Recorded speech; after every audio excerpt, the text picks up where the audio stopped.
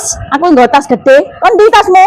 Lah kok cilik sih iki lho, nggo garansi aku tak gale jok. Allah koyo oleh akeh-akeh. Wis ayo ayo. Kan wong awake dhewe nomor 1 engko lek antik tak. Ayo ganti aku masjid kono ya. Ayo Banduk Sri mek. Ye, ate nadi. Ruwayar iki atri daging oleh 3,5 kilo kon melok. Mbok melok po. Ayo melok. Wis sepedamu. Ya wis. Aku maskeran ae tapi yo. Lah aku ora usah maskeran gawe sinau. Sing ndek masjid kono sih. Yo, kok beda aku ndek kono masjid kono cek nolak. Iya. Oh ya tak nggo garansi aku ya. Ya wis tak njuk sepeda. Iya nggo sing akeh garansine sing akeh.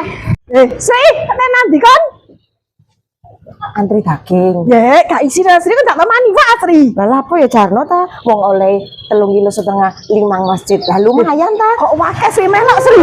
Dapurane ya melok. Aja titip aku lho, aku wis nggo glangsi lho. Kok tepu ndek kono kresek lumayan sih kok keselamatan. Lumayan ta ngono aja ngilokno wong mangkane.